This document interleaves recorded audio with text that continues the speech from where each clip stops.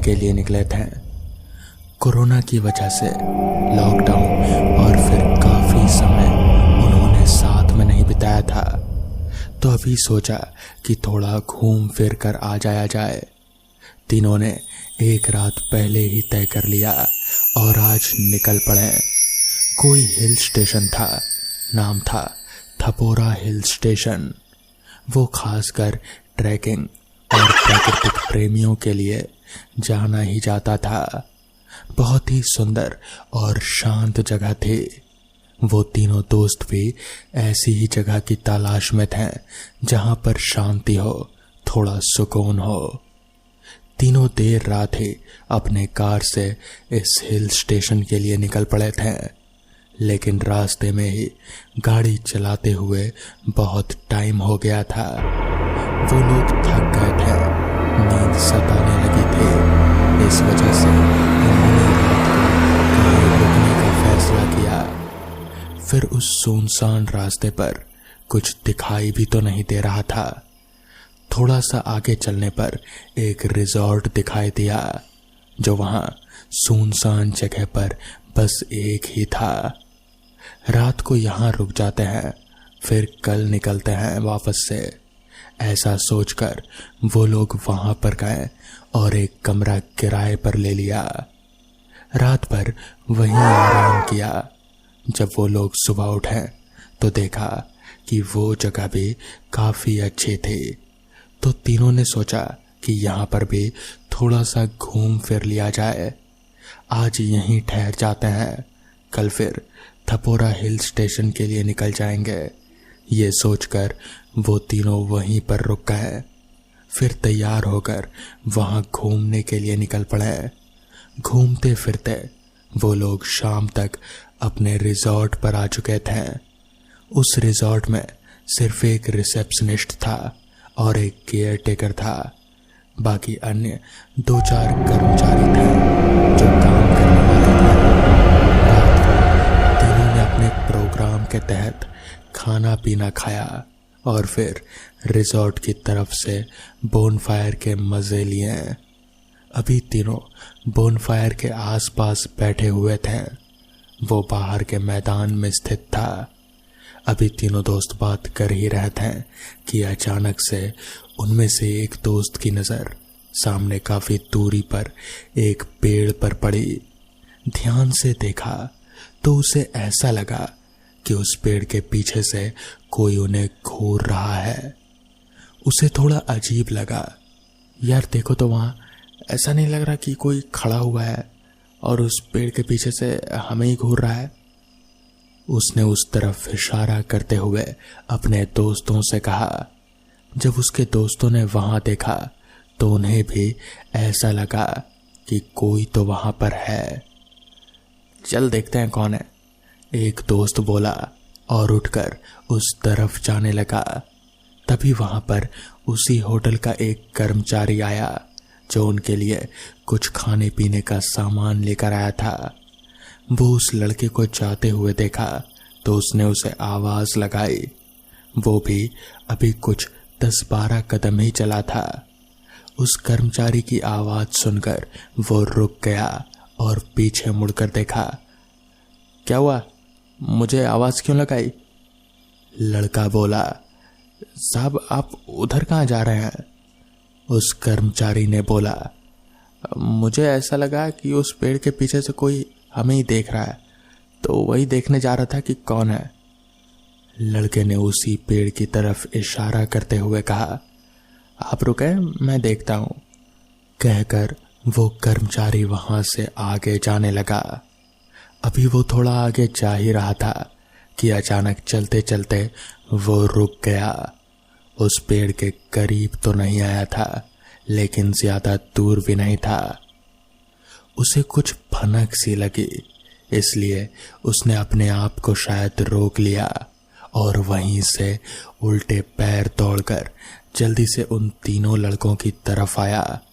उसे यूं दौड़ते और हांफते हुए देखकर वो तीनों लड़के उससे पूछ बैठे, क्या हुआ, तुम यूं दौड़कर क्यों आ रहे हो? वो लड़का थोड़ी सांस भरने के बाद बोला, अभी आप लोग यहाँ से चलो और अपने अपने कमरे में जाकर आराम कीजिए, जल्दी जल्दी। वो भारी गड़बड़ी की आवाज से बोला। पर हुआ क्या है ये तो बताओ, उसमें से एक लड़का बोला। साहब, समझाने का समय नहीं है, बस हाथ जोड़ता हूं, जल्दी यहां से चलो। उस कर्मचारी को ऐसे देख उन तीनों को अजीब लगा। फिलहाल उन लोगों ने उसकी हालत देखते हुए उसकी बात सुन ली और वहां से चले गए। पीछे बार बार वो कर्मचारी डर से देखते हुए जल्दी से वहां से भाग रहा था। सब लोग अपने कमरे में पहुंच चुके थे। वो कर्मचारी बोला, अपने कमरे की खिड़कियां बंद कर दीजिए अच्छे से, दरवाजे भी। इतना कहकर वो वहां से चला गया। तीनों को कुछ सूझ नहीं रहा था कि क्या किया जाए। तीनों एक ही कमरे में रुके हुए थे। ये कुछ भी बोलते रहते हैं, पता नहीं क्या हो गया, उसका एक दोस्त बोला। पर ऐसा क्या हो गया? उस पेड़ के पीछे ऐसा क्या देख लिया उसने कि वो इतना डर गया और हमें अपने अपने कमरे में आने के लिए कहा? उनका एक दोस्त बोला। तभी उसका एक दोस्त खिड़की के पास आ गया और वो उस पेड़ की ओर खिड़की से होकर देखने लगा। उस लड़के ने ध्यान से देखा तो पाया अभी भी वहां पर कोई तो था जो पेड़ के पीछे छुपकर अब भी सीधा उनकी खिड़की की तरफ ही देख रहा था। ये देखकर लड़का थोड़ा सा दचक गया। अरे सुनो, यहाँ पर आओ, जल्दी देखो, वो अभी भी हमारी खिड़की की तरफ देख रहा है। लड़का अपने बाकी दोस्तों को बुलाते हुए कहने लगा। बाकी दोस्त भी खिड़की के पास गए और वो लोग भी देखने लगे। बिल्कुल सही कह रहा था उनका दोस्त, और वो जो कोई भी था उस पेड़ से उन्हीं तीनों को घूर रहा था। कुछ ठीक से दिखाई तो नहीं दे रहा था। अभी वो आकृति जो भी थी पेड़ के पीछे से ही दिख रहे थे। तभी अचानक ही वो उस पेड़ के पीछे से धीरे धीरे सामने आने लगी। हालांकि वो अभी भी बहुत ज्यादा दूर थी, उनकी खिड़की से तो बहुत दूर। आकृति जैसे ही पेड़ के पीछे से बाहर आई, उन तीनों लड़कों ने देखा कि वो जो कोई भी था वो दिख तो पूरे इंसान की तरह रहा था।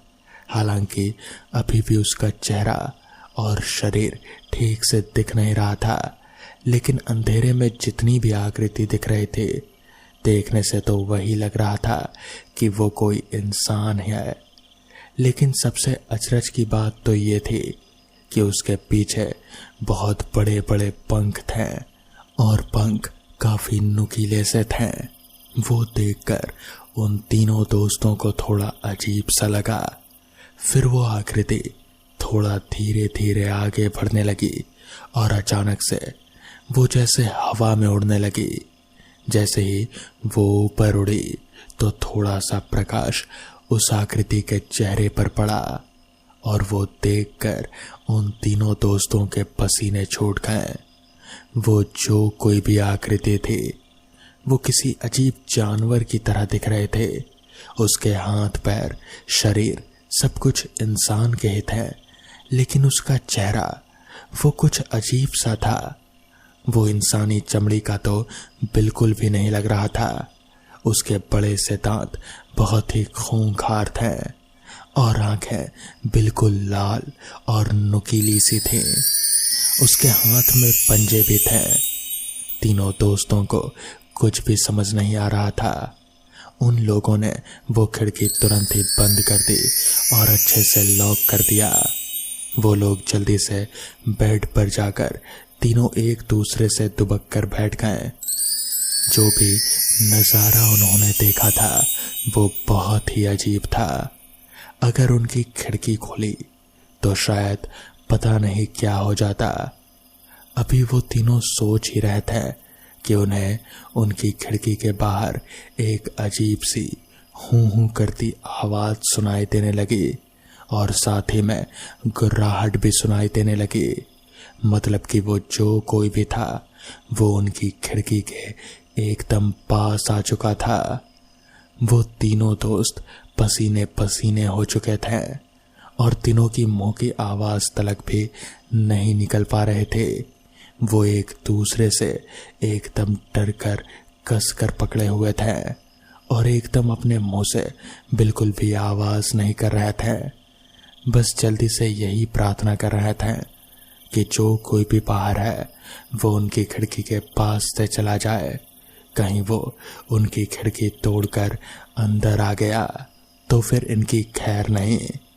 करीब 15 से 20 मिनट तक वैसी ही आवाज आती रही और बीच बीच में ऐसे लगता रहा जैसे कोई उनकी खिड़की को खुरच रहा हो, लेकिन वो तीनों अपनी जगह से हिले तक नहीं। और वैसे ही रात भर तीनों अपने बेड पर वैसे ही बैठे रहे डर के मारे। और वो जो आवाज थी वो अब आनी बंद हो गई थी, तो भी उन तीनों की हिम्मत नहीं हुई कि वो लोग खिड़की खोल कर देखें।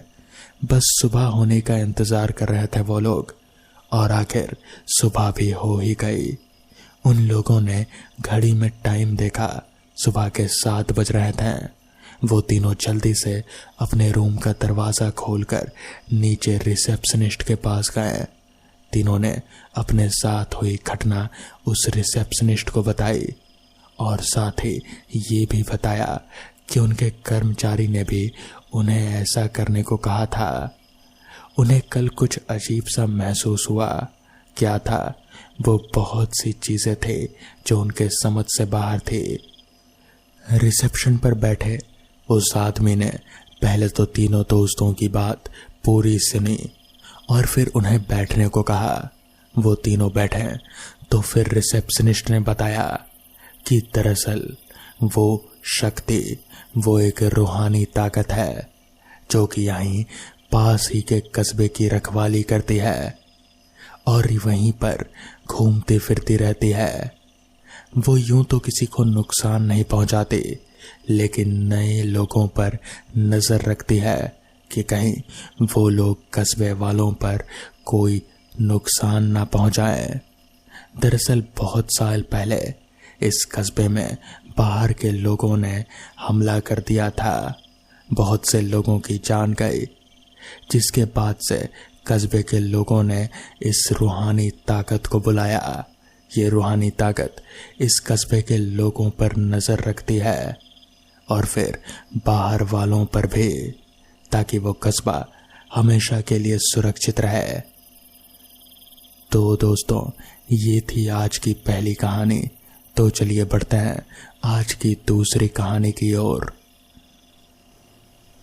क्या यार, मरवाएगा तू? आज अमावस की रात है। तो क्या हुआ? तुझे नहीं पता ये गांव शापित है? शापित है?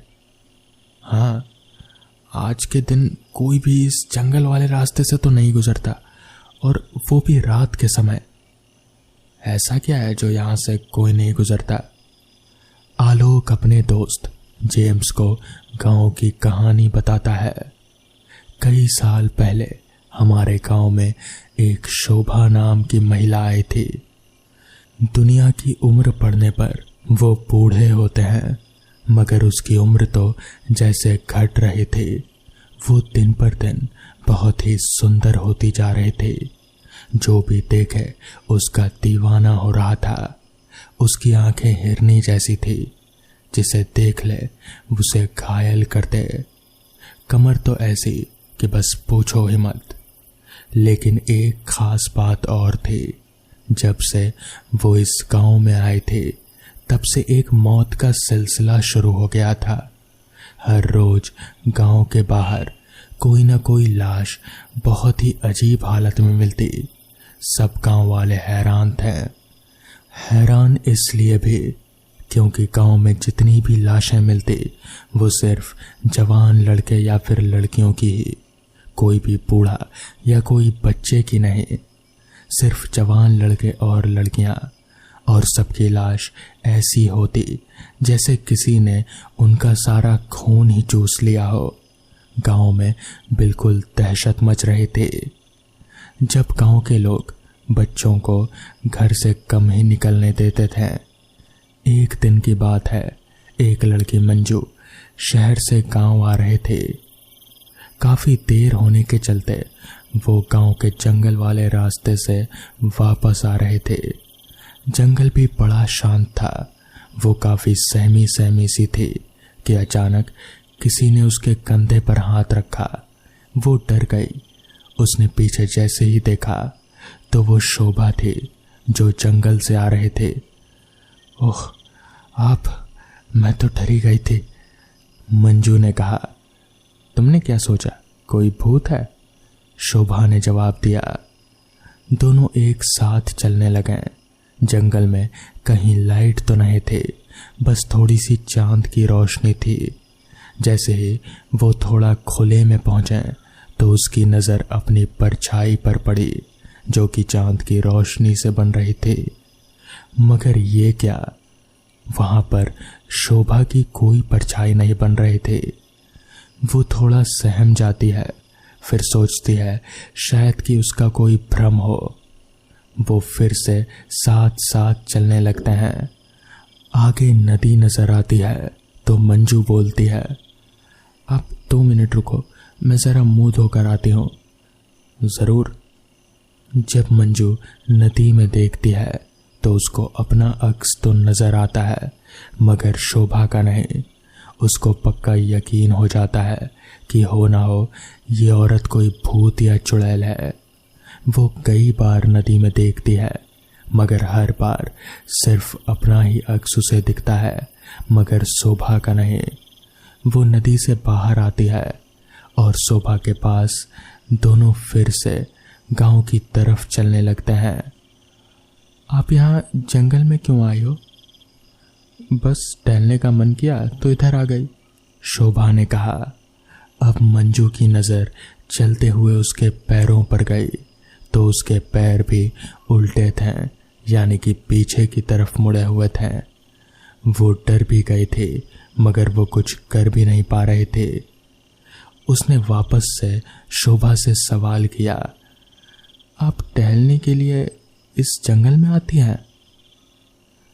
मंजू को इस तरह के सवाल करते देख कहीं ना कहीं शोभा को शक होने लगा।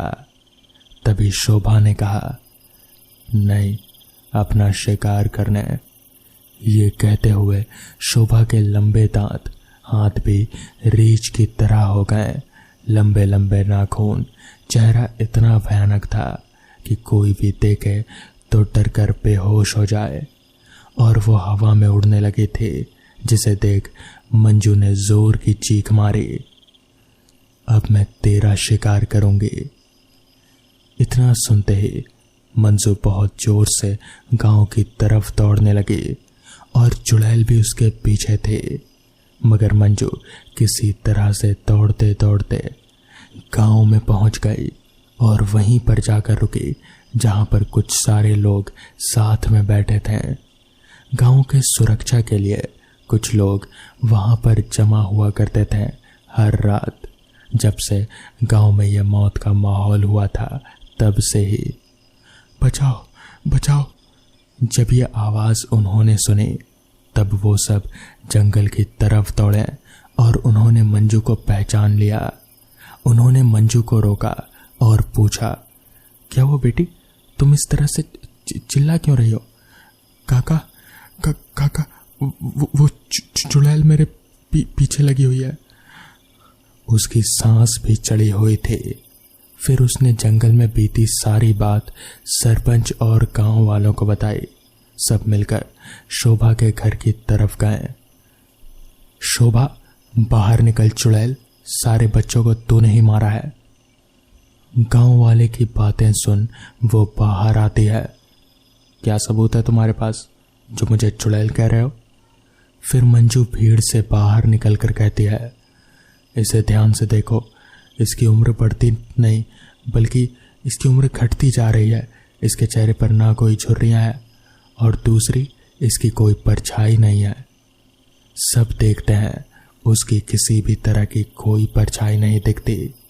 और जब उसकी साड़ी हटाकर उसके पैर देखें तो उसके पैर सबको उल्टे दिखते हैं। अब किसी से बर्दाश्त नहीं होता। गांव वाले बहुत ही गुस्से में आ जाते हैं, मगर शोभा भी अब अपने आप पर काबू नहीं पा पाती। वो भी गांव वालों के सामने अपने चुड़ैल के रूप में आ जाती है, मगर गांव वाले बिना डरे उसे काबू में करके एक बरगद के पेड़ के नीचे बांध देते हैं और उसको आग लगा देते हैं। मगर आग लगने के बावजूद भी वो हंस रहे थे।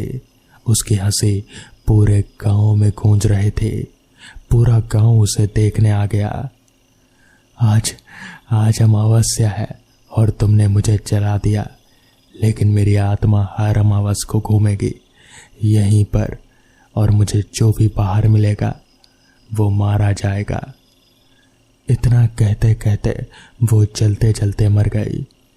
लेकिन तब से ये गांव शापित हो गया, और तब से लेकर आज तक यहाँ इस शापित गांव में कोई भी अमावस की रात को बाहर नहीं निकलता।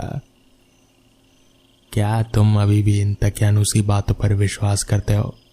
जेम्स ने कहा। यह सच है मेरे दोस्त, तुम बाहर से आए हो इसलिए तुम इन बातों पर विश्वास नहीं करते, मगर यह सच है। वैसे तुम्हारी उम्र कितनी हो गई है? जेम्स ने पूछा। मेरी तो अभी 21 साल हुई है। कल ही तो मेरा जन्मदिन था।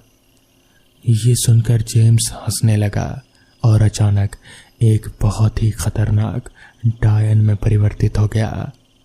ये देखकर आलोक के हाथ पैर फूल गए और वो भागने लगा, लेकिन उस चुड़ैल ने उसको पकड़ लिया और उसके ऊपर चढ़कर उसका सारा खून चूस लिया। अगले दिन सुबह 2 लाशें फिर मिली, एक गांव के बाहर जो आलोक की थी और दूसरी जंगल के बाहर जो जेम्स की थी। कहते हैं कि वो गांव आज भी शापित है और शोभा की चुड़ैल आज भी उस गांव में हर अमावस की रात को अपना शिकार ढूंढती है, और अगर जो भी अमावस की रात घर से बाहर निकला उसकी लाश मिलनी तो पक्की है।